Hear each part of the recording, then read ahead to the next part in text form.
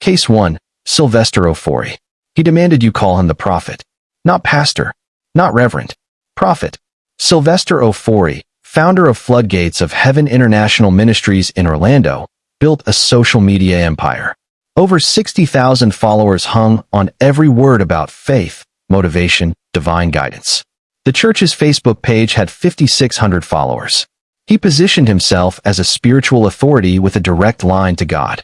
But behind the charismatic preaching and carefully curated online persona, darkness was building. A marriage crumbling. Domestic violence escalating. Divorce proceedings underway. And surveillance cameras about to capture a murder so brazen it would shock veteran homicide detectives. September 8, 2020. Tuesday morning. Orlando, Florida. Barbara Tommy, 27 years old, arrives for her shift at Navy Federal Credit Union on Gardens Park Boulevard. She's worked there for years. Friendly, reliable, professional. She parks her car, walks inside, begins her day. Everything seems normal, routine, safe. Her estranged husband Sylvester Ofori knows her schedule, knows exactly where she'll be. He's been planning this. He's rented a Dodge Journey specifically for what comes next. Around 9 o'clock that morning, Barbara exits the credit union to move her car. Simple task. Something she's done hundreds of times. But as she steps outside, Ofori approaches. Multiple cameras positioned around the building capture everything. Barbara sees him. Immediately knows she's in danger. She runs back toward the entrance, feet pounding pavement. She reaches the glass doors and begins frantically pounding, trying to get back inside. Customers and employees on the other side watch in horror as Ofori closes the distance. He's carrying a pistol, raises it, brings it down hard against Barbara's head, pistol whipping her with brutal force. She stumbles, falls. The shooting begins.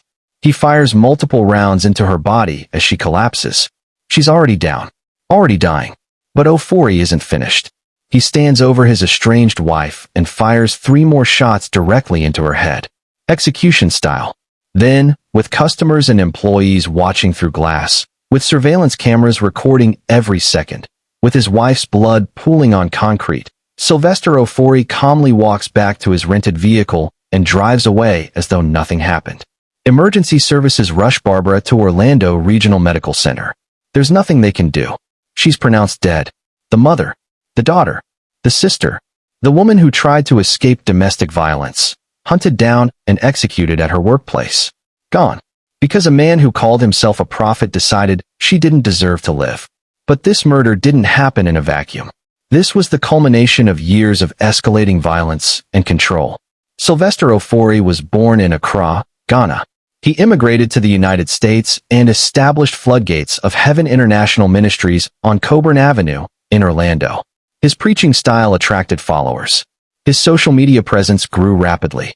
He branded himself as a motivational speaker with spiritual authority, and he required congregants to address him as the prophet. Not a suggestion, a demand. Complete spiritual submission. He married Barbara Tommy, but the marriage was troubled from the start. Police records show Ofori was arrested in 2016 for resisting an officer who responded to an argument between the couple. Early warning sign. The violence was already there, already escalating.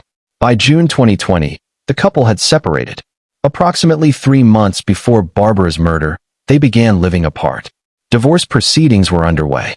Barbara was trying to extract herself from the relationship, trying to build a new life, trying to survive. September 6, 2020. 2 days before the murder, Barbara's family visited Ofori's home to retrieve important documents. During the visit, a heated confrontation erupted. Barbara's sister recorded the exchange on her phone. In that recording, Ofori issued a chilling, unambiguous threat.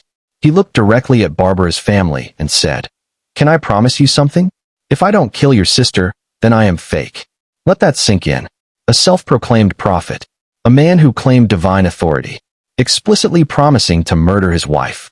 On camera, with witnesses, Barbara's brother urged her to contact police immediately, file a report, get protection, but Barbara declined.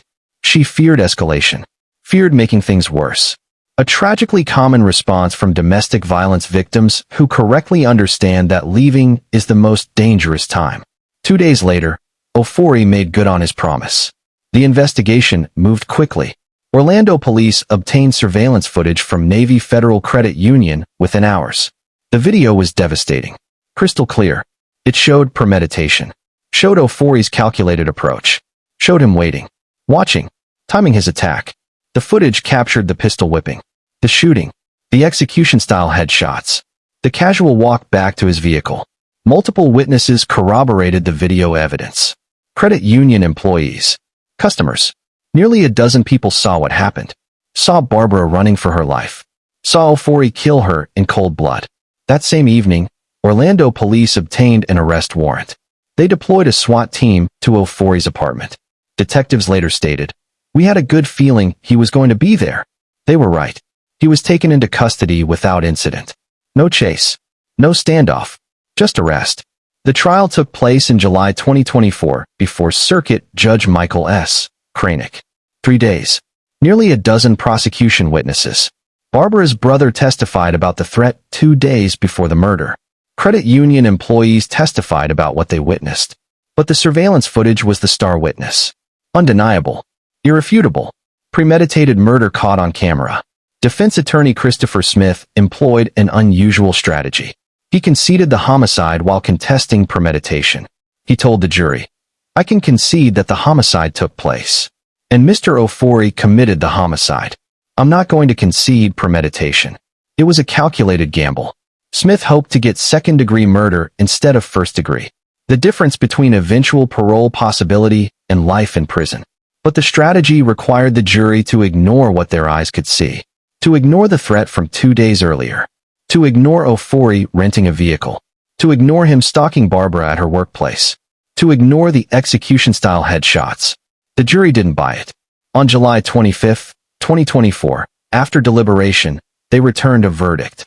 Guilty. First-degree murder with a firearm. Judge Kranick imposed the mandatory sentence. Life in prison. Minimum 25 years before parole eligibility. But realistically, Ofori will die behind bars. Barbara Tommy's family finally had justice. But justice doesn't bring her back. Doesn't undo the trauma. Doesn't erase the surveillance footage that captured her final moments of terror. The case raises disturbing questions about Ofori's ministry.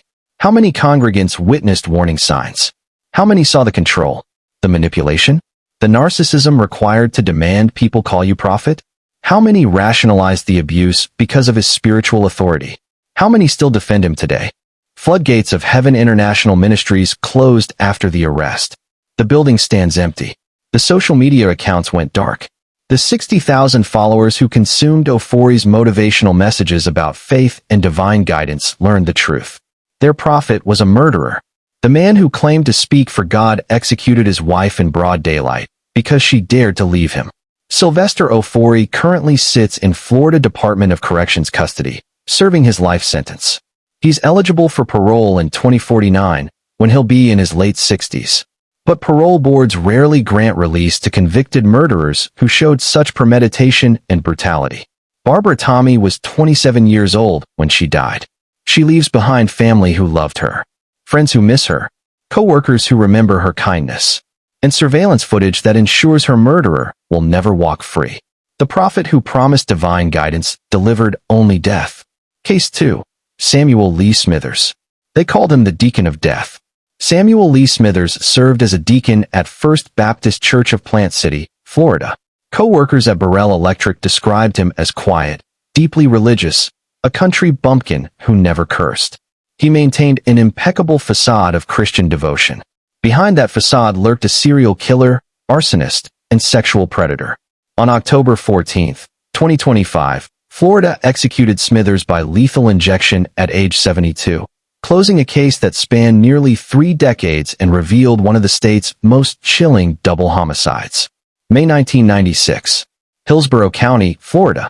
A 27-acre rural property in the eastern part of the county where Smithers performed landscape maintenance for a church acquaintance. Remote. Isolated. Perfect for what he had planned. Within 16 days, Samuel Smithers murdered 2 women at this location. Same property. Same methods. Same disposal site. Victim number 1. Denise Elaine Roach.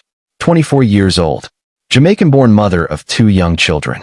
On May 12, 1996, Smithers encountered Denise at a Tampa motel on Hillsborough Avenue. He convinced her to come with him to the rural property. What happened next was brutal beyond description.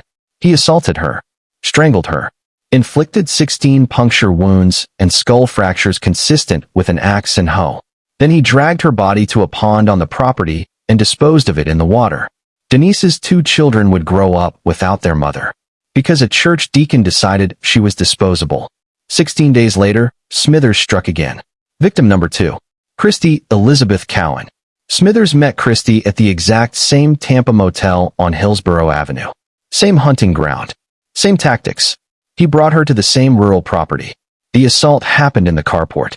He strangled her manually, drowned her, inflicted blunt force trauma consistent with an axe and hoe. Her body joined Denise Roach's in the pond. But this time, Smithers made a critical mistake. He got caught in the act. May 28, 1996. Marion Whitehurst, the property owner, decided to make an unexpected visit. Whitehurst was an elementary school teacher who knew Smithers through his wife. They worked together.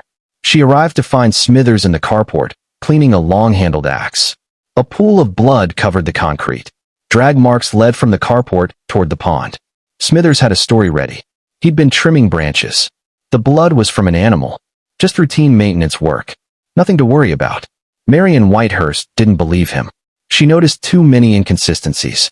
The amount of blood. The drag marks. Smithers' demeanor. She immediately called police. Deputies arrived and discovered Christy Cowan's body floating in the pond. She'd been dead only hours. A dive team was deployed. They recovered Denise Roach's badly decomposed remains beneath the water. Dead over a week. 2 women. Same location. Same killer. Convenience store surveillance footage placed Smithers and Christy Cowan together approximately 1 hour before Marion Whitehurst discovered the crime scene. The evidence was overwhelming. Confronted by detectives, Smithers initially denied involvement. But when investigators requested a polygraph test, he agreed. During the polygraph, his lies became obvious. The examiner stopped the test. Smithers broke. He confessed to both murders. Provided details only the killer would know. DNA testing confirmed his involvement. Fingerprints matched. Footprints matched. Physical evidence linked him definitively to both victims. But the investigation uncovered something even more disturbing. This wasn't Samuel Smithers' first time committing crimes while serving as a church deacon. Between 1979 and 1980, Smithers served as a deacon at East Ridge Baptist Church near Chattanooga, Tennessee. During that time, the church experienced 3 separate arson incidents. Fires broke out under mysterious circumstances, and Samuel Smithers was always the first to report each fire. Always the first to arrive in firefighting gear. Always the hero who discovered the blaze. Church leadership became suspicious. Confronted Smithers. He admitted starting all 3 fires. His reason? To make himself a hero. But there was more. Smithers confessed that committing arson gave him sexual excitement.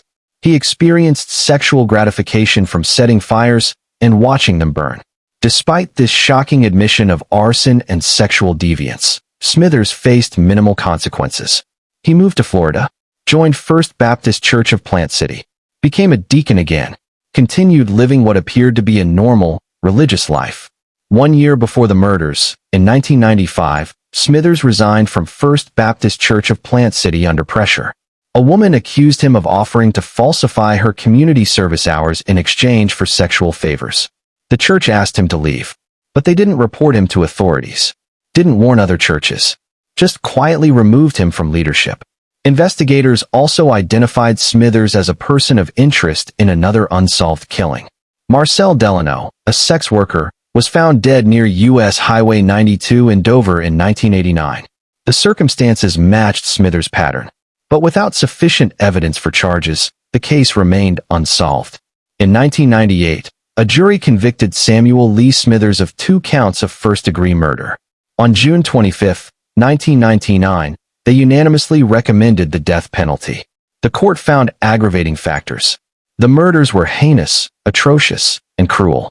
They occurred on separate occasions, proving this wasn't a single incident of lost control, but rather a pattern of predation. Judge sentenced Smithers to death. Appeals continued for over 2 decades. Smithers' attorneys filed motion after motion. challenged the conviction, challenged the sentence, challenged the procedures. Every appeal was denied. The conviction stood. The sentence stood. On September 12, 2025, Governor Ron DeSantis signed the death warrant. Smithers' final motion claimed that executing a 72-year-old man constituted cruel and unusual punishment. The court disagreed. Age doesn't negate justice. October 14, 2025. 6:15 p.m. Florida State Prison in Stark. Samuel Lee Smithers was strapped to a gurney in the execution chamber. Prison officials asked if he had any final words. His response was brief. No, sir. That's it. No apology. No remorse.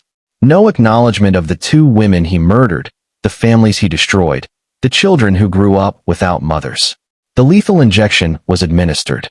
Smithers was pronounced dead minutes later. His last meal consisted of fried chicken, fried fish, baked potato, apple pie with vanilla ice cream, and sweet tea. He ate well. Better than Denise Roach and Christy Cowan, who never got another meal after encountering him. Samuel Smithers became the 14th person executed in Florida in 2025, a state record.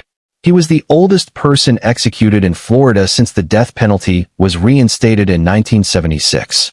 And he was only the second white person executed in Florida for killing a black person since capital punishment began in the state. The case inspired a true crime book titled Deacon of Death, Sam Smithers, The Serial Killer Next Door, by Fred Rosen, published in 2016.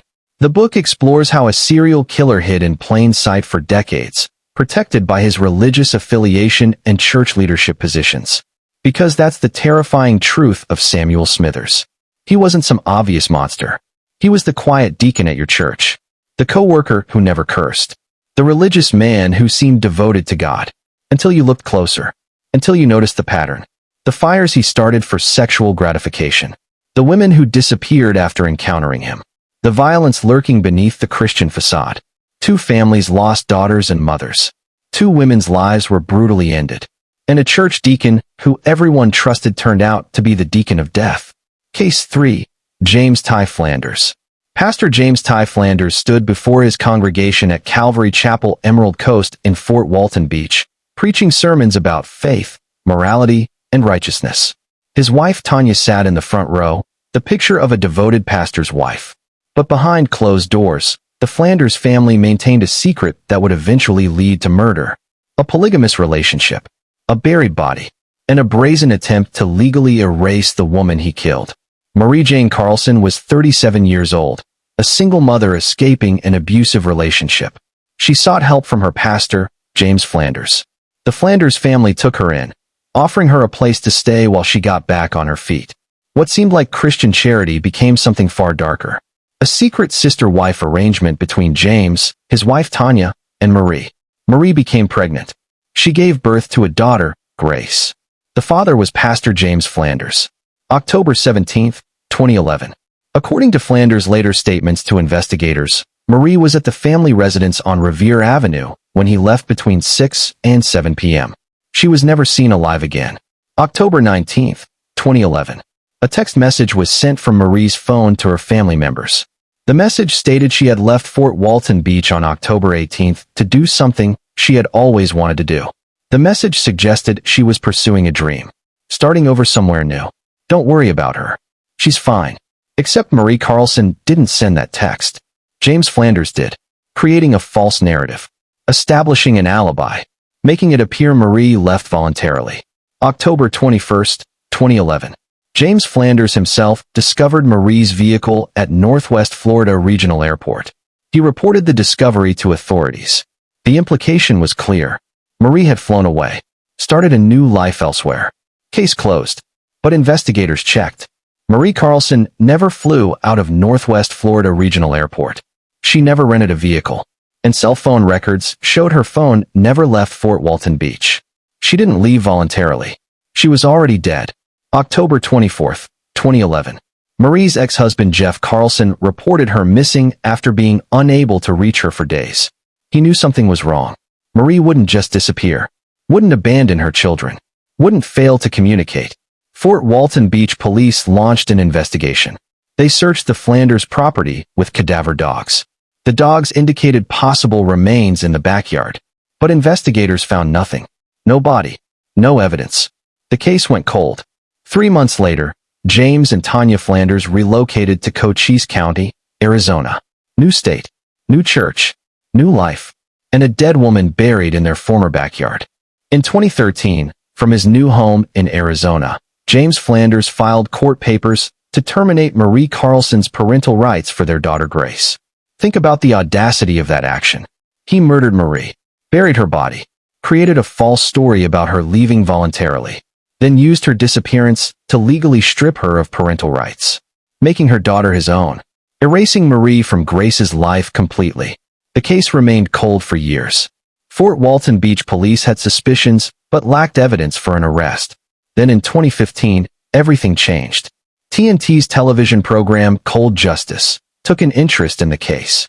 The show specialized in helping solve cold cases using advanced forensic techniques and investigative expertise. Cold Justice investigators obtained Marie's old cell phone records that hadn't been fully analyzed during the initial investigation. They performed detailed analysis, decrypted text message backups from Marie's computer, and discovered private messages between Marie and James Flanders that confirmed their relationship. The messages showed Marie's growing distress, her concerns about the polygamous arrangement, her desire to leave, her fear of James. The digital evidence painted a clear picture. This wasn't a woman who voluntarily left to pursue a dream. This was a woman trapped in an abusive situation who wanted out. Armed with new evidence, prosecutors obtained a warrant for James Flanders' arrest on charges of second-degree murder. On May 5, 2015, the U.S. Marshal-led Arizona Wanted Violent Offender Task Force arrested Flanders at his rural Arizona home. He was extradited to Florida to face trial. But Flanders and his attorneys knew the evidence was strong. They negotiated a plea deal. In exchange for leading authorities to Marie's body, charges would be reduced from second-degree murder to manslaughter. April 2016. James Flanders was brought back to his former property on Revere Avenue. With investigators watching, he walked directly to a specific spot in the backyard. He pointed to the ground. Right there. That's where I buried her. Forensic teams excavated. They found Marie Carlson's remains exactly where Flanders indicated. The medical examiner positively identified the body. After nearly 5 years, Marie could finally have a proper burial. Her family finally knew what happened. In his confession, Flanders described the murder. He claimed they argued about the baby. He grabbed Marie in what he called a bear hug, squeezed until she stopped breathing. Then he buried her in the backyard and continued his life as though nothing happened. Preaching, pastoring, raising their daughter, filing to terminate her parental rights. On April 26, 2016, James Ty Flanders pleaded guilty to manslaughter. On July 19, 2016, he was sentenced to the maximum 15 years in prison. State Attorney Bill Edens explained the plea agreement. Recovering Marie's remains was a major factor in the decision to accept the reduced charge. The family wanted closure, wanted to bury Marie properly. Without Flanders' cooperation, finding her body could have taken years or never happened. At sentencing, Flanders made a statement. I never imagined it was within me to fail and fall the way I did in every way at the time of Marie's death, and in the days and weeks that followed. It would take an act of God for me to forgive James Flanders. My entire life has been a horrible lie. A horrible lie. That's accurate. Flanders lied to his congregation, lied to his wife, lied to Marie, lied to investigators, lied about Marie's disappearance, lied in court filings, and maintained those lies for years while Marie's body decomposed in his backyard. The case was featured on NBC Dateline in an episode titled Secrets on the Emerald Coast, which aired on July 22, 2018. The episode detailed the polygamous relationship, the murder, the cover-up, and Cold Justice's role in solving the case. James Flanders is currently imprisoned at Madison Correctional Institution in Madison, Florida, serving his 15-year sentence. His projected release date is in the late 2020s, when he'll be in his 60s.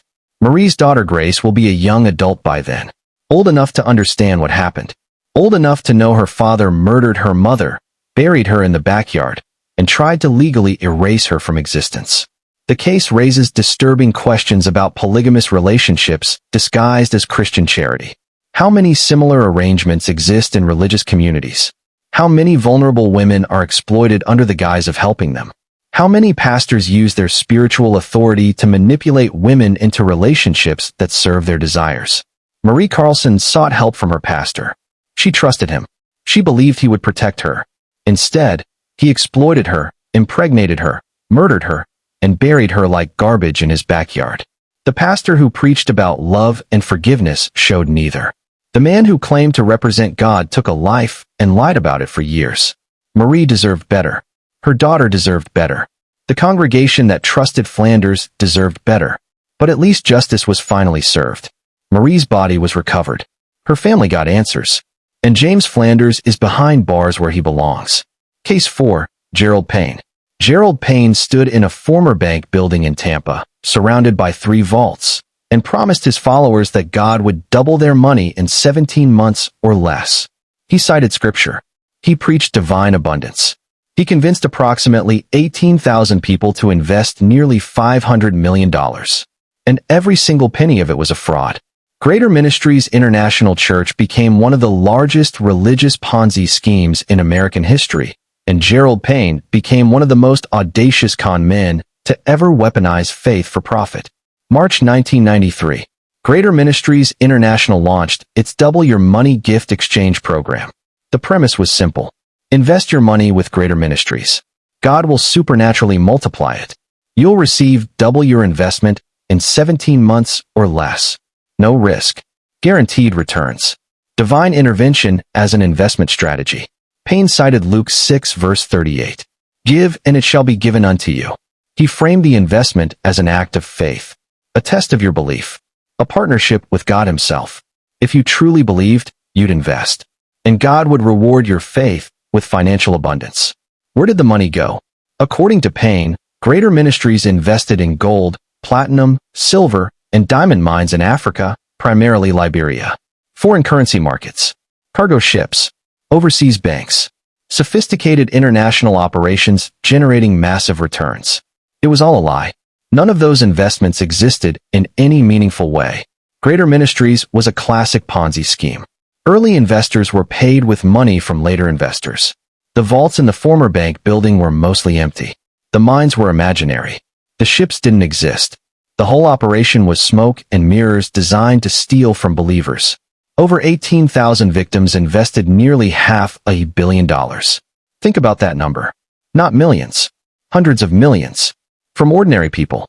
Elderly retirees investing their life savings. Families investing children's college funds. Church members who trusted their religious leaders. All convinced that God was going to double their money. Church insiders received secret 5% commissions called gas money. $22.4 million in total commissions. But they were warned never to discuss these payments with outsiders. Never let regular members know that leadership was profiting. Keep the secret. Take the money. Stay quiet. The scope of Payne's ambitions extended beyond just stealing money. He planned to purchase a Caribbean island called Greater Lands. He wanted to create an ecclesiastical domain similar to the Vatican. A religious nation-state with Greater Ministries as the government. According to testimony at trial, he claimed to have assembled an arsenal including 1,000 Claymore mines, C4 plastic explosives, and grenade launchers to defend this new nation. Greater Ministries also founded Greater Bible College, launched an herbal remedies line, promoted alternative cancer treatments. The organization metastasized into a full-fledged empire built entirely on fraud. 1994. IRS agents detected suspicious bank transactions. $1.5 million in checks cashed by Gerald Payne, all in amounts under $10,000. Why that specific amount? Because federal law requires banks to report transactions of $10,000 or more. Payne was deliberately structuring his cash withdrawals to avoid detection. That's a crime in itself.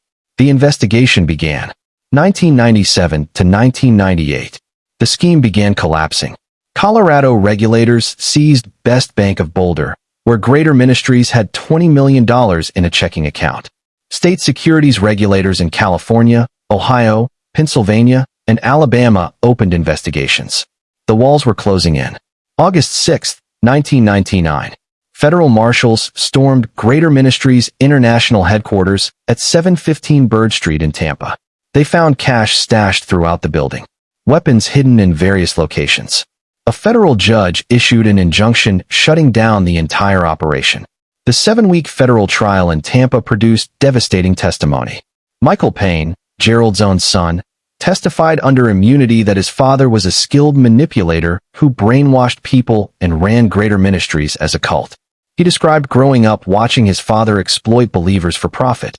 Former elder John Krishak pleaded guilty and testified for the prosecution. He explained how the inner circle operated, how they kept their commissions secret, how they convinced members to keep investing, how they deflected questions about returns. Videotapes showed Greater Ministries meetings where elders discussed keeping their gas money payments hidden from regular members. They strategized about maintaining the deception, about convincing skeptics, about protecting the scheme. March 12, 2001.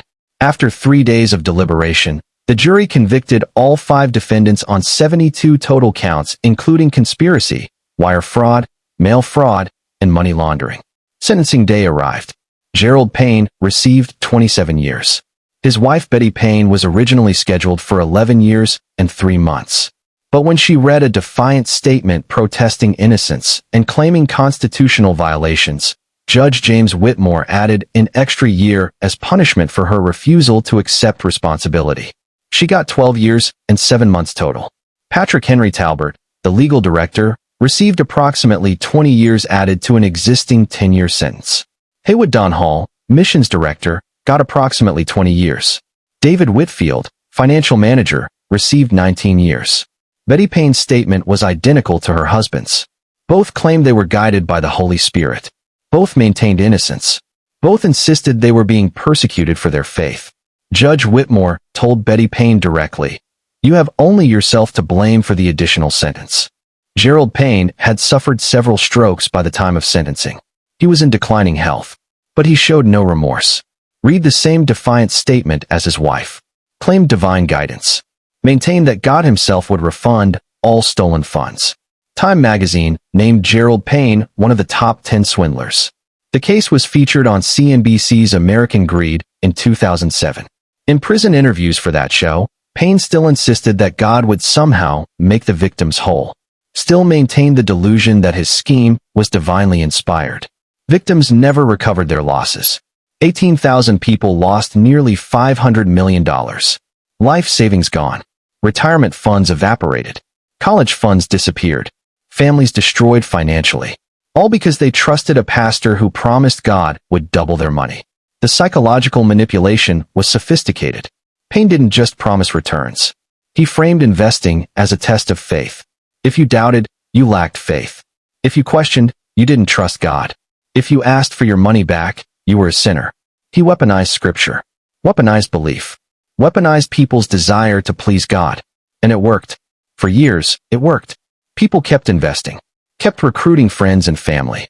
Kept believing that divine multiplication was happening. Even when returns stopped coming. Even when questions went unanswered. Even when warning signs multiplied. Former members described Greater Ministries as a cult. Michael Payne's testimony about his father brainwashing people wasn't hyperbole. The organization used classic cult tactics. Isolation from outside information. Us versus them mentality. Punishment for questioning leadership. Rewards for unquestioning obedience. The case exposed how easily religious faith can be exploited for profit.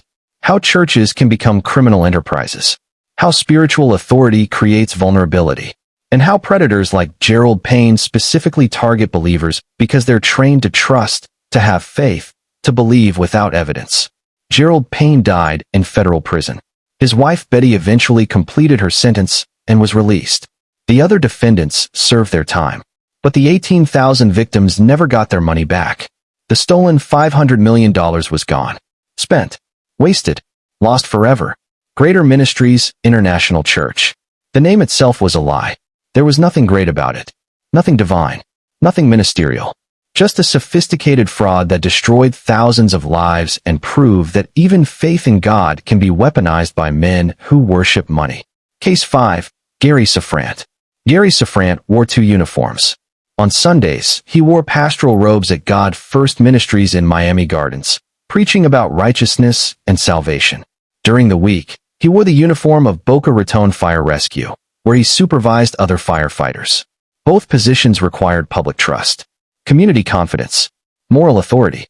Behind both uniforms, Safran operated a sophisticated drug money laundering operation that moved millions of dollars in cocaine proceeds through Florida's real estate market.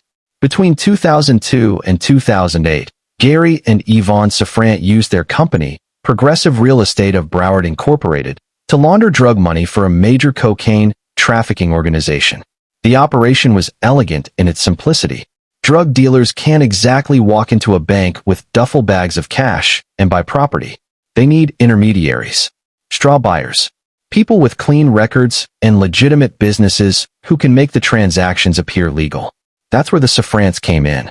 They acted as straw buyers, helped traffickers purchase 32 residential properties across Miami-Dade, Broward, and other parts of Florida and Georgia, submitted fraudulent mortgage applications to banks, concealed the true source of funds through layered transactions, made drug money appear clean. The cocaine trafficking organization was headed by Ollie Adam and Graylin Kelly. Both were major players. Both were eventually sentenced to 30 years in federal prison. The Safrans were essential to their operation. Without money laundering, traffickers can't enjoy their profits, can't buy properties, can't invest in legitimate businesses. The Safrans provided that crucial service. Total funds laundered? Approximately $6 to $7 million. And the Safrans profited handsomely. They used proceeds to purchase luxury items. The crown jewel was a 2004 Rolls-Royce Phantom. While preaching about righteousness on Sundays, Pastor Safran drove a $250,000 luxury vehicle purchased with cocaine money. The 5-year investigation was called Operation Compa, part of the Organized Crime Drug Enforcement Task Force. Federal agencies coordinated efforts. IRS criminal investigation followed the money trail. The FBI traced connections between drug dealers and real estate transactions. DEA tracked the cocaine distribution network. Investigators built comprehensive evidence. Bank records showing fraudulent mortgage applications. Real estate transactions that made no economic sense.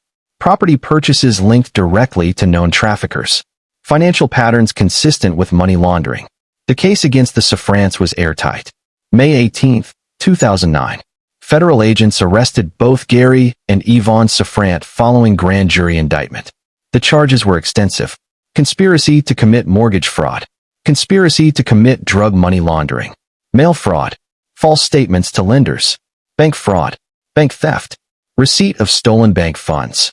The 5-week jury trial before U.S. District Judge Paul C. Huck presented overwhelming evidence. Assistant U.S. Attorneys Michael Patrick Sullivan, Todd W. Mestapy, and Kelly Carres prosecuted. They walked the jury through the entire operation. Showed how the Safrans submitted loan applications with false information. How they purchased properties that went directly to traffickers. How they profited from cocaine sales. Interestingly, Gary's brother Gamaliel Safran, a Miami fire rescue captain, was also charged. But the jury acquitted him. Found insufficient evidence linking him to the conspiracy. The distinction matters. It shows the jury carefully evaluated evidence rather than convicting everyone associated with the Safrans. November 2009. The jury convicted both Gary and Yvonne Safran on multiple counts. March 31, 2010. Sentencing day. Gary Safran faced the court on 46 total counts. The judge imposed 240 months. 20 years in federal prison. Yvonne Safran, convicted on fewer counts, received 54 months. 4.5 years. IRS Criminal Investigation Special Agent Karen Wingard released a statement. Money laundering is tax evasion in progress. And in this case, the proceeds funded an alleged human trafficking ring and supported a luxury lifestyle under the guise of a religious ministry. That statement reveals additional disturbing dimensions. The cocaine money didn't just fund luxury vehicles. It allegedly supported human trafficking. The criminal network extended beyond drugs and real estate into exploitation of human beings. The couple had 3 children. At sentencing, dozens of support letters were submitted for Yvonne. Character references. Pleas for leniency. Evidence of community connections. But notably, none were submitted for Gary. His own community abandoned him. Refused to vouch for him. Offered no support. The case raises critical questions about dual-role predators. Gary Safran held 2 positions requiring public trust. Pastor and firefighter. Both roles involve life or death situations. Spiritual guidance. Emergency response. People trust pastors with their souls. Trust firefighters with their lives. Safrant betrayed both. How did he rationalize it? How did he preach about morality on Sundays while laundering drug money during the week? How did he supervise firefighters sworn to protect the community while facilitating cocaine distribution in that same community? What psychological compartmentalization allows someone to maintain such contradictory identities? The answer might lie in narcissism. Research suggests significantly higher rates of narcissistic personality disorder among clergy compared to the general population. Narcissists believe rules don't apply to them, believe they're smarter than everyone else, believe they deserve wealth and luxury regardless of how it's obtained. Gary Safrant, driving a Rolls-Royce Phantom purchased with cocaine proceeds, perfectly exemplifies that mentality. God First Ministries in Miami Gardens continued operating after Safrant's imprisonment. Someone else took over pastoral duties. The congregation moved on. But questions remain. How many members knew about Safrant's real estate business? How many noticed the luxury vehicles? How many asked questions about sudden wealth? How many chose not to look too closely? Gary Safrant is currently in federal custody, serving his 20-year sentence. His projected release date is in the late 2020s. He'll emerge from prison in his 60s. The Rolls-Royce Phantom was seized and sold at federal auction. The properties purchased with drug money were forfeited. The drug trafficking organization was dismantled. But the cocaine that funded Safrant's operation destroyed lives, fueled addiction, contributed to violence. And a pastor who should have been fighting against those harms instead profited from them. He didn't just launder money. He laundered blood money. Money earned through addiction and suffering. Money that represented destroyed families and overdosed victims. The pastor firefighter who swore to protect and serve did neither. He exploited and profited. And he did it wearing the two uniforms that should have reminded him daily of his responsibility to the community. Instead, those uniforms were just cover. Camouflage for a criminal enterprise. Credentials that provided respectability while he committed crimes. 20 years in federal prison. Seems appropriate. But for the families destroyed by the cocaine his organization moved? For the addicts whose money funded his Rolls-Royce? For the congregation that trusted him? 20 years doesn't begin to repair that damage. Case 6. Darrell Gilliard. Darrell Gilliard's 2009 conviction in Jacksonville didn't just expose one pastor's crimes. It exposed systemic failures within the Southern Baptist Convention that allowed a serial predator to move from church to church for nearly 2 decades while complaints were dismissed, covered up, or ignored. Gilliard was mentored by the most powerful men in the SBC, protected by denominational leaders, given chance after chance after chance, until the evidence became impossible to ignore. The 1980s. Darrell Gilliard was promoted as America's next great black preacher by prominent SBC leaders Paige Patterson and Jerry Vines. He had charisma, preaching talent, the ability to command a pulpit. Patterson and Vines saw potential. They mentored him, promoted him, opened doors. Gilliard became pastor of Shiloh Metropolitan Baptist Church in Jacksonville. 7,000 members. Predominantly African-American congregation. One of the largest churches in the city. He held that position for 15 years. Built influence. Commanded respect. And abused his position systematically. 1991. Gilliard resigned from Victory Baptist Church in Richardson, Texas, under pressure. He admitted to several adulterous affairs with women he counseled. Not one affair. Several. Not random encounters. Women specifically seeking pastoral counseling. Women vulnerable and trusting.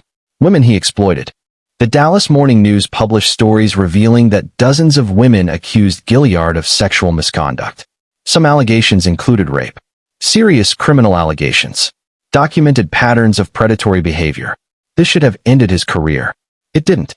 Despite documented history, despite published allegations, despite admissions of adultery, Gilliard continued receiving Gilliard was named on the SBC's 2022 credibly accused clergy list. The denomination finally acknowledged what should have been obvious decades earlier. Darrell Gilliard was a predator. His pattern of abuse was well documented. And SBC leadership enabled him for nearly 20 years. Current status. Darrell Gilliard remains a registered sex offender in Florida. He's active as pastor at Mount Ararat Baptist Church in Jacksonville. Yes, you read that correctly. Despite everything, despite the conviction, despite the lifetime sex offender registration, despite the documented patterns spanning decades, he's still pastoring. How is this possible? Florida law doesn't prohibit registered sex offenders from serving as pastors. Churches are private organizations that can hire whoever they choose. As long as Gilliard complies with sex offender registration requirements and doesn't violate probation terms, he can legally pastor. But legal and ethical are not the same thing. A church choosing to hire a registered sex offender convicted of molesting minors demonstrates catastrophic judgment. It endangers congregants. It signals to victims that their safety doesn't matter. It tells predators they'll face minimal consequences. The institutional failures in Gilliard's case are staggering. Jerry Vines dismissed rape allegations. Paige Patterson continued supporting Gilliard despite documented sexual misconduct. 5 different churches accepted his resignation rather than reporting him to authorities. The SBC allowed him to move from congregation to congregation, spreading the damage. Research in the journal Traumatology found that clergy abuse victims experience profound betrayal and mistrust, difficulty forming healthy relationships, crisis of faith, and an average 17-year delay before feeling able to report. Gilliard's victims carried that burden, tried to report, were dismissed or ignored, watched him continue preaching, continue accessing new victims, continue being protected by powerful men. One academic analysis of clergy abuse quoted a victim's mother.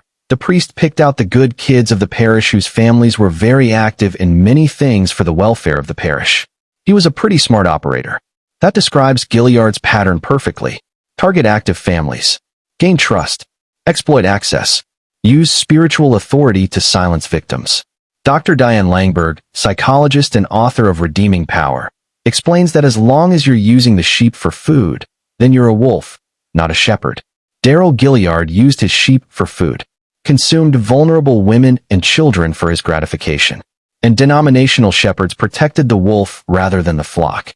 The SBC's 2022 credibly accused list was supposed to represent accountability, transparency, a commitment to protecting victims.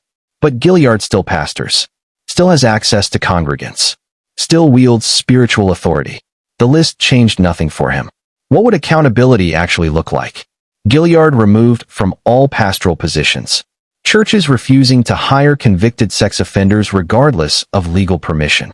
Denominational leaders facing consequences for enabling abuse.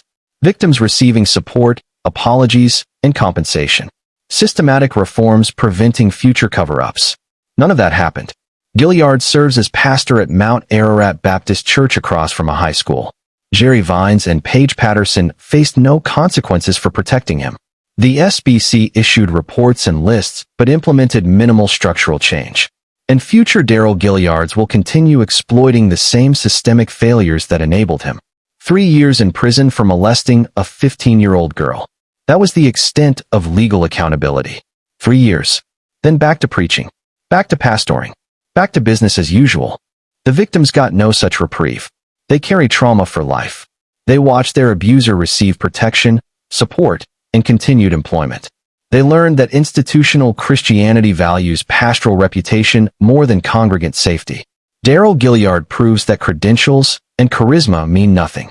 Being mentored by powerful leaders means nothing. Preaching talent means nothing. What matters is character.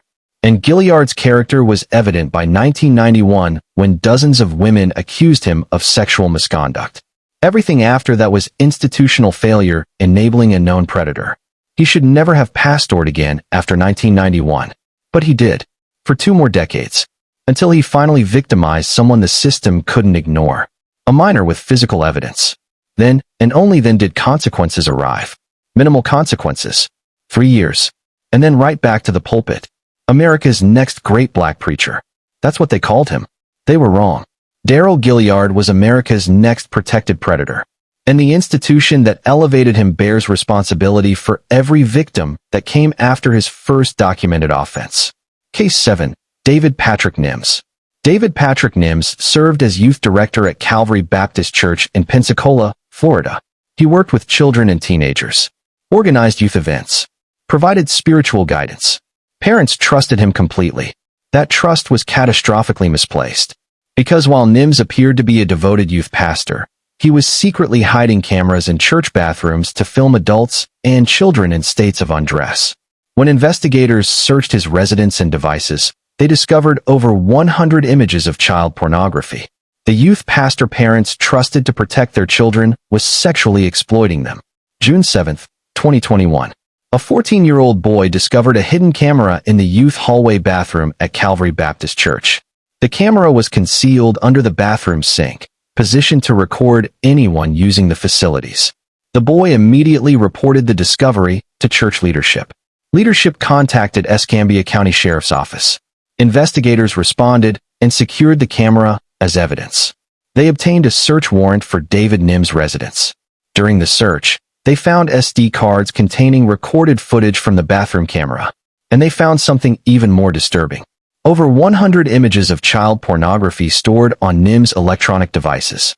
Nims was arrested that same day, charged with video voyeurism. But this was just the beginning. As detectives reviewed the footage from the bathroom camera, they identified at least 8 victims. Adults and children. The youngest victims were between 6 and 14 years old. Children attending church, using the bathroom, being secretly filmed by their youth director. Additional evidence emerged. More SD cards. More footage. More victims. The scale of Nims' crimes expanded with each new discovery. Investigators arrested him a second time as additional charges were filed. Then a third arrest. Each time, new evidence. New victims. New charges. The video voyeurism charges multiplied to 16 counts.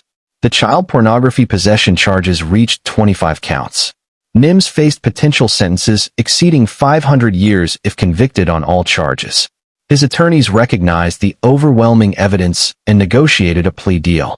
Rather than face trial where the full extent of his crimes would be publicly detailed, and where he faced centuries in prison, Nims accepted a plea agreement. He pleaded guilty to multiple counts in exchange for a 50-year prison sentence. 50 years. He'll be an old man before release. Likely, he'll die in prison. The sentence reflects the severity and scope of his crimes. This wasn't a single incident. This was systematic sexual exploitation of children occurring in a church. A place that should be safe. A bathroom that children should be able to use without fear of surveillance. A youth director who should have protected them instead victimized them. During the third arrest, deputies found SD cards containing bathroom footage in Nims' pants pocket. He was still carrying the evidence. Still collecting footage. Still exploiting children right up until final arrest. The psychological impact on victims and their families is incalculable. Parents sent their children to church youth programs believing they would be safe. Believing Nims would care for them spiritually and protect them physically. Instead, he violated that trust in the most invasive way possible. Parents discovered their children were secretly filmed in bathrooms. That images of their children existed on a predator's devices. That footage might have been shared with other predators online. The children who were victimized will carry this trauma for life. Research shows that childhood sexual exploitation produces lasting psychological harm. Difficulty trusting authority figures. Hypervigilance about privacy. Shame and confusion about their bodies. Increased risk of anxiety, depression, and PTSD. And for what? For David Nims' sexual gratification. For his collection of child pornography. For his voyeuristic compulsion. He destroyed innocence and shattered trust to satisfy his deviant desires. The case raises critical questions about church screening processes. How did Nims gain a position working with youth? What background checks were performed? Were references contacted? Was his technology monitored? Were there accountability structures? Many churches lack robust screening for youth workers. Small congregations might accept volunteers with minimal vetting. Even larger churches might rely on interviews and background checks that miss red flags. Sexual predators specifically target positions with access to children. Youth pastor, teacher, coach, scout leader. They seek opportunities for grooming and exploitation. Calvary Baptist Church in Pensacola undoubtedly reviewed their policies after Nims' arrest. But that doesn't help the 8 identified victims or any others who haven't yet come forward. The damage was done. The trust was shattered. The trauma inflicted. David Nims is currently serving his 50-year sentence in Florida State Prison. He's designated a sexual predator, subject to monitoring and restrictions if ever released, required to register as a sex offender for life.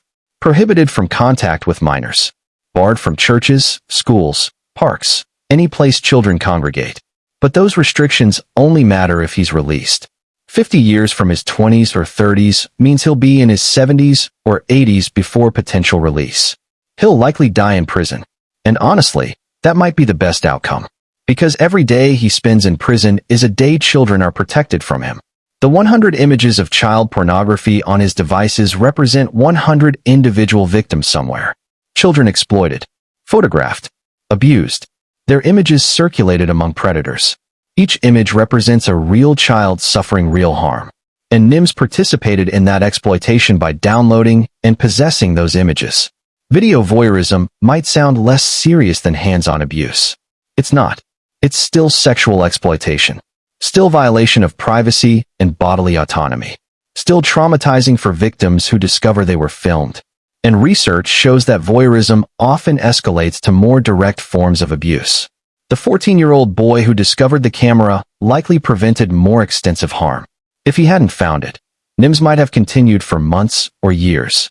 More victims, more footage, more exploitation. That boy's vigilance and courage to report saved other children. Churches must learn from cases like this. Youth workers need thorough background checks including criminal history, reference checks, and social media review. Accountability structures are essential. No one should work alone with children. Bathrooms and changing areas need monitoring protocols. Technology should be restricted and monitored. But even perfect policies can't eliminate all risk. Predators are skilled at manipulation. They build trust. They appear devoted and trustworthy. They pass background checks because they haven't been caught yet.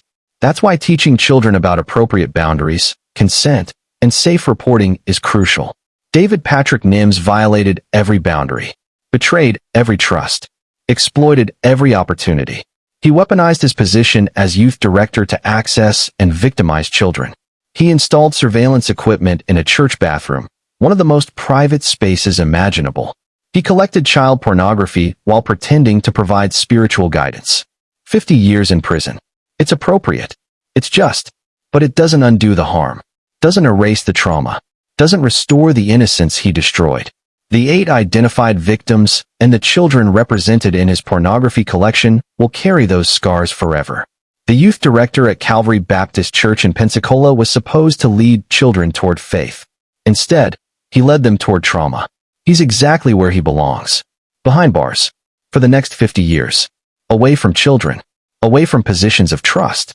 Away from the opportunity to harm anyone else. Case 8. Ronnie Hyde. Ronnie Hyde served as a youth pastor in Jacksonville, Florida. Beloved by his congregation. Trusted with teenagers. Seen as a moral authority. But in 1994, 16-year-old Fred Laster disappeared. His dismembered remains were eventually discovered. The case went cold for nearly 3 decades, until cold case investigators reopened the file and followed evidence straight to the former youth pastor. In April 2022, after less than 3 hours of jury deliberation, Ronnie Hyde was convicted of first-degree murder and sentenced to life in prison without parole. Justice delayed is still justice. 1994. Jacksonville, Florida.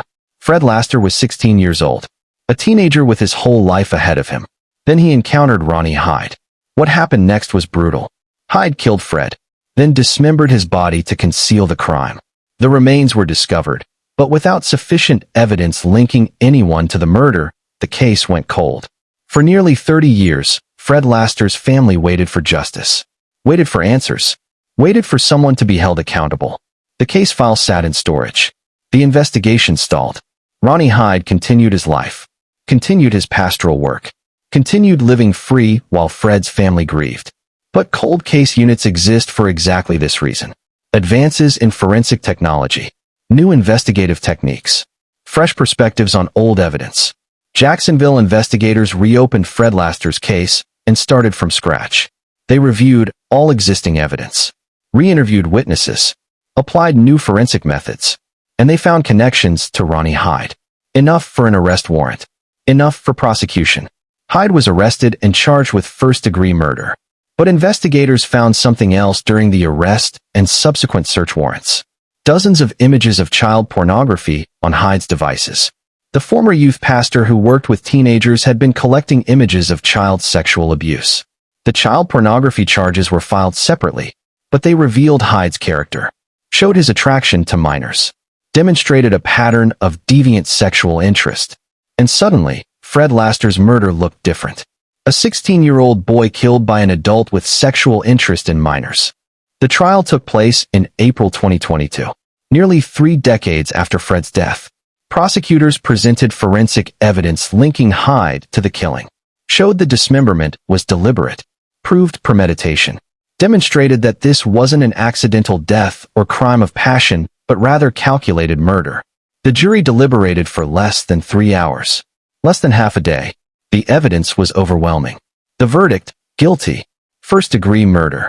Sentencing followed swiftly. Life in prison without the possibility of parole. Ronnie Hyde will never walk free. Will die behind bars. Will never harm another child. Will never preach another sermon. Will never exploit another position of trust. Fred Laster's family finally received justice. 28 years late, but justice nonetheless. They attended the trial, heard the verdict, saw Hyde convicted, saw him sentenced to die in prison. The child pornography charges resulted in separate convictions. Those sentences run concurrent with the life sentence, meaning they don't add additional time since Hyde is already serving life without parole. But they establish the full scope of his criminal behavior. Ronnie Hyde's case demonstrates why cold cases matter, why investigators keep trying, why families never stop hoping. Because forensic science advances, because new evidence emerges, because someone refuses to give up. DNA technology in 1994 was primitive compared to today. Forensic methods have revolutionized. Databases have expanded. Investigators in 2022 had tools that didn't exist in 1994. They used those tools to finally connect Ronnie Hyde to Fred Laster's murder. The 3-hour jury deliberation suggests evidence was strong. When juries deliberate for days, it usually means conflicting testimony or weak evidence. 3 hours means they reviewed evidence, discussed briefly, and reached unanimous agreement quickly. The case against Hyde was airtight. Fred Laster was 16 years old when Ronnie Hyde killed him. 16. Still in high school. Still figuring out who he was. Still forming friendships and making plans. Hyde took all of that away, murdered him, dismembered him, and lived free for 28 years while Fred's family grieved. The psychological impact of losing a child to murder is devastating. Research shows parents of murder victims experience complicated grief, PTSD, depression, anxiety, and physical health problems. Fred's family carried that burden for nearly 3 decades while his killer walked free. While Hyde continued pastoring, continued working with youth, continued living a normal life. But justice came. Late, but it came. Ronnie Hyde sits in prison serving life without parole. He's elderly now. His life essentially over. His legacy destroyed. His reputation shattered. Everyone knows he's a murderer and child pornography collector. Everyone knows the youth pastor was a predator. The child pornography collection is particularly chilling in context. Hyde worked with youth, had access to teenagers, and collected images of child sexual abuse. The combination strongly suggests he had improper interest in the minors he was supposed to mentor and protect. Did Fred Laster's murder involve sexual motivation? Prosecutors don't need to prove motive for first-degree murder, so that question might never be fully answered. But Hyde's demonstrated sexual interest in minors combined with victimizing a 16-year-old boy creates reasonable inference. Churches that employed Ronnie Hyde as youth pastor bear responsibility for vetting failure. What screening was done? Were background checks performed? Were references contacted? Was his technology monitored?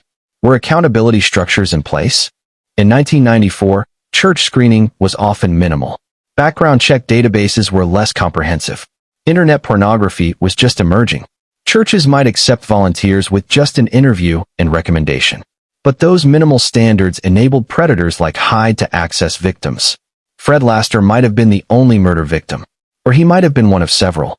Cold case investigators undoubtedly examined other unsolved cases from Jacksonville in the 90s. Looked for patterns. Looked for connections to Hyde. Whether they found anything remains unclear from public records. What is clear? Ronnie Hyde murdered a 16-year-old boy, dismembered his body, got away with it for 28 years, collected child pornography, worked as a youth pastor with access to minors, and finally faced justice in 2022 when a jury convicted him and a judge sentenced him to die in prison. Fred Laster would be in his mid-40s today, might have had children of his own, might have pursued a career, might have built a life. Instead, his life ended at 16 because he encountered the wrong person, a youth pastor who was actually a murderer. Ronnie Hyde's life sentence means he'll never harm another child, never be trusted with youth, never exploit pastoral authority.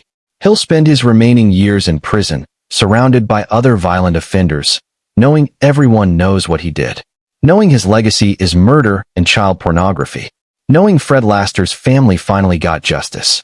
Cold case investigators deserve recognition for refusing to let Fred's case remain unsolved, for applying new techniques, for building a prosecution-worthy case from decades-old evidence, for giving Fred's family the answers and accountability they deserved.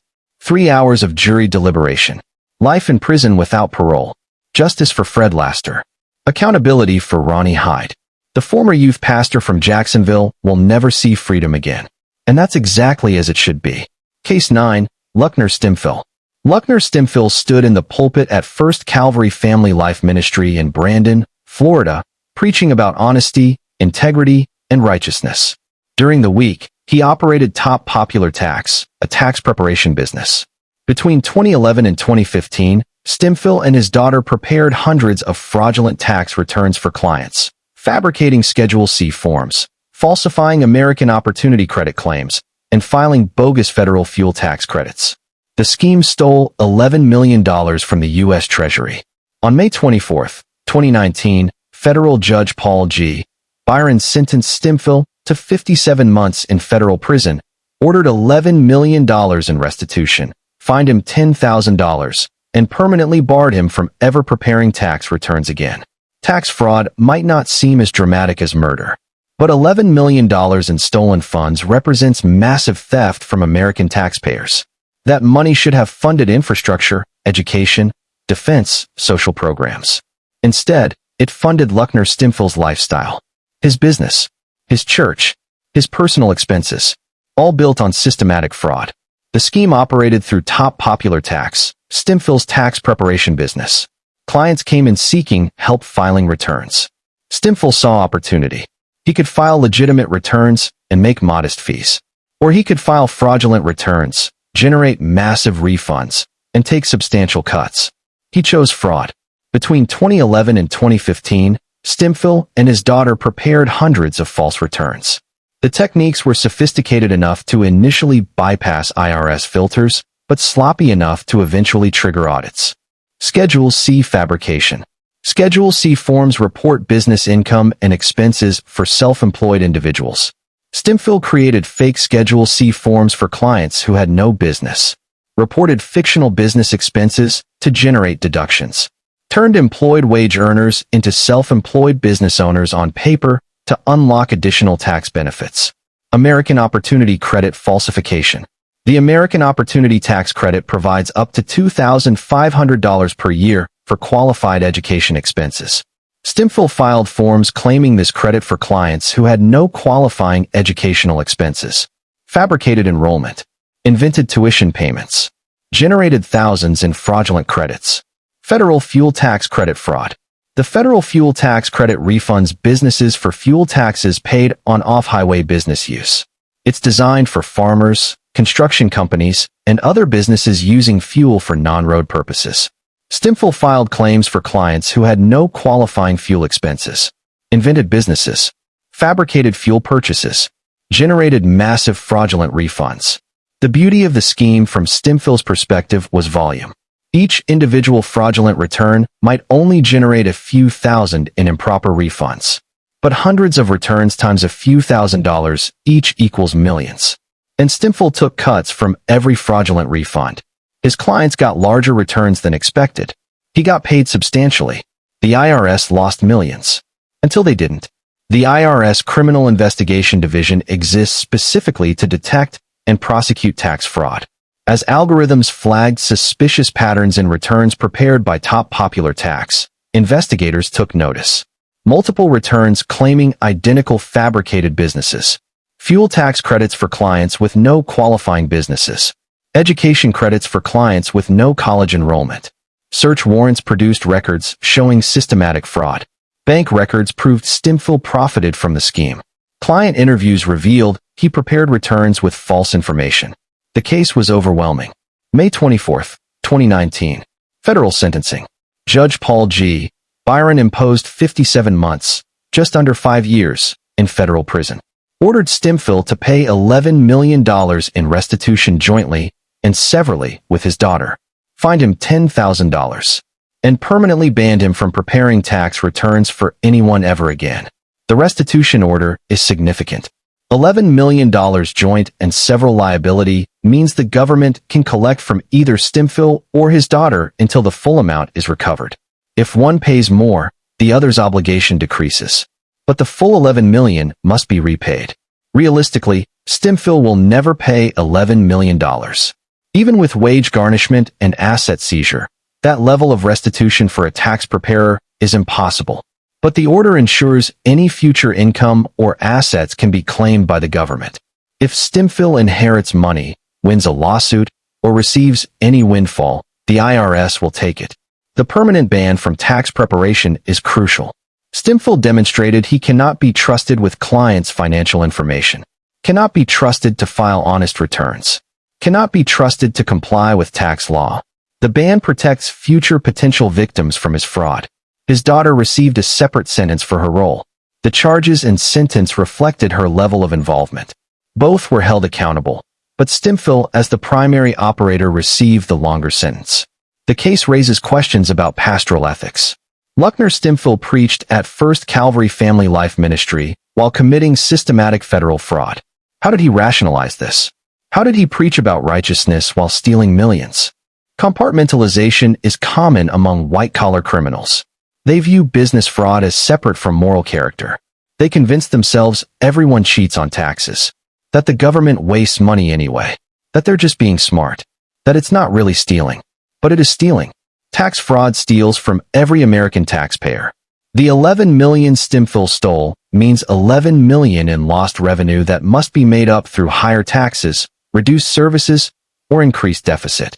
His crime had millions of victims, every single American taxpayer.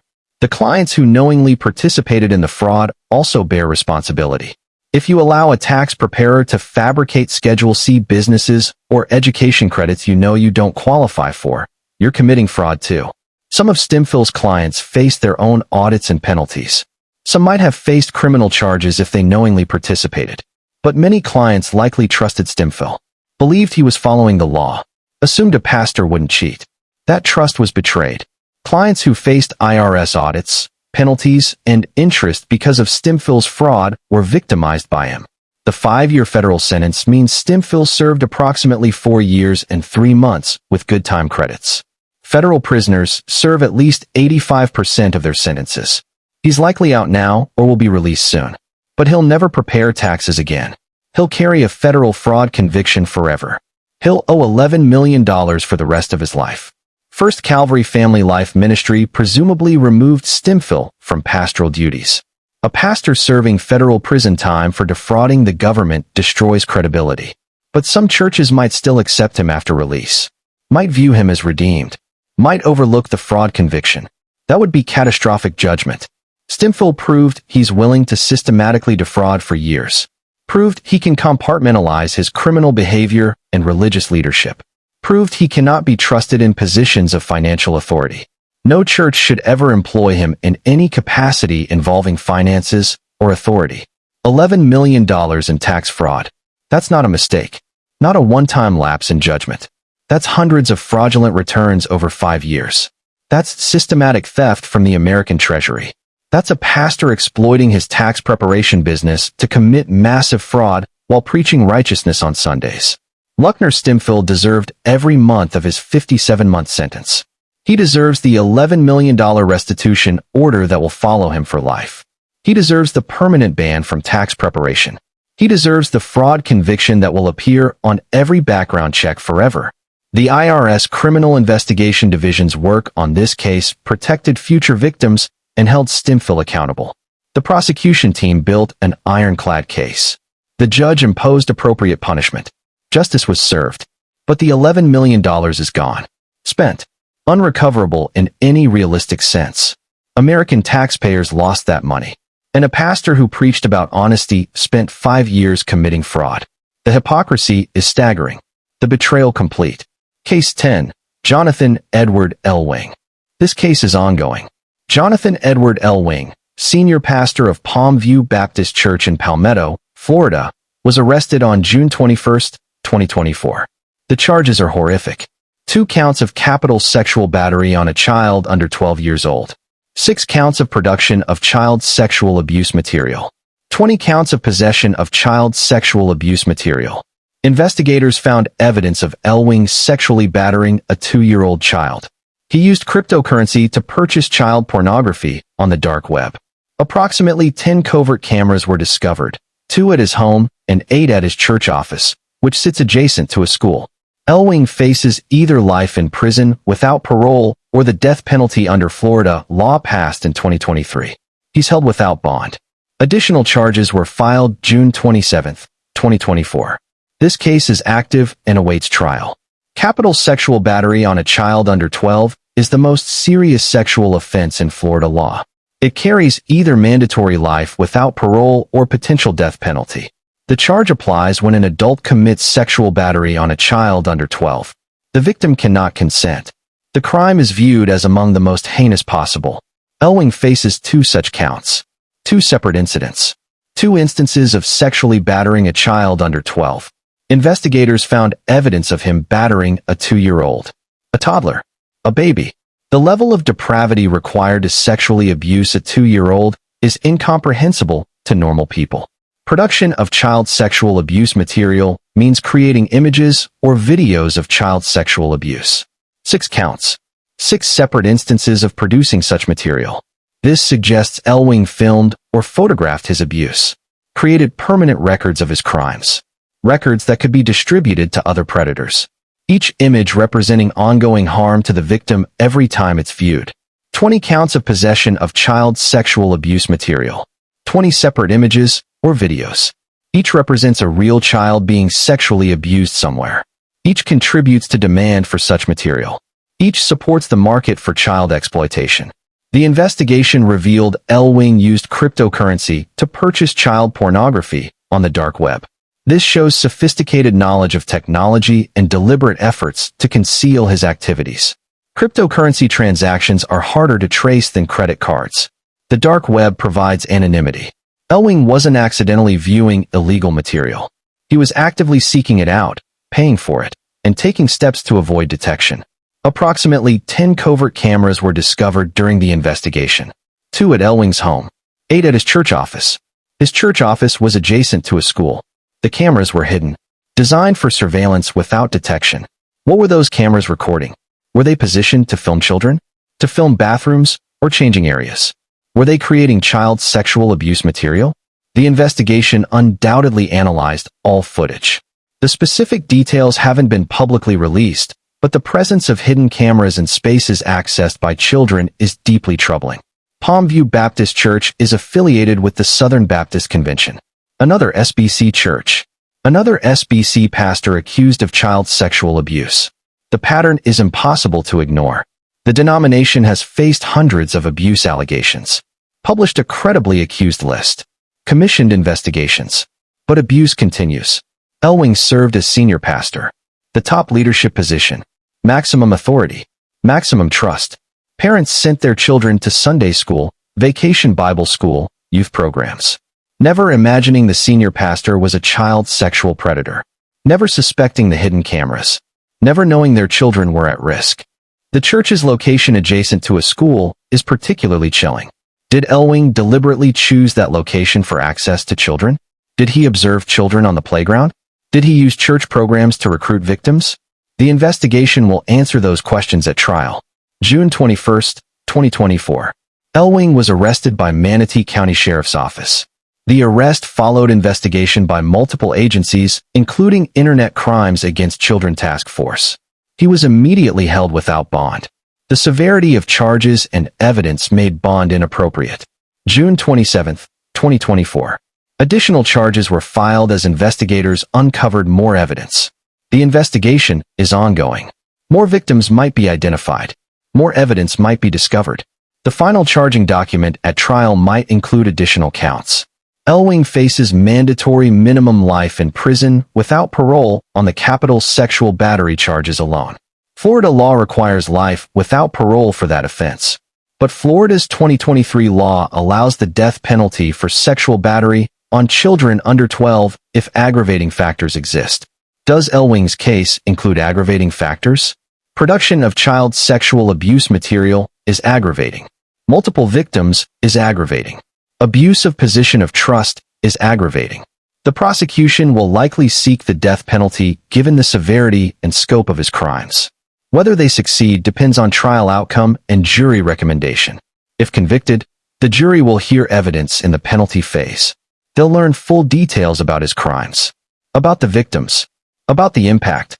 Then they'll recommend life or death. The judge makes the final decision, but typically follows the jury's recommendation. The psychological harm to Elwing's victims is catastrophic. A 2-year-old sexually battered will carry trauma even if they don't retain conscious memories.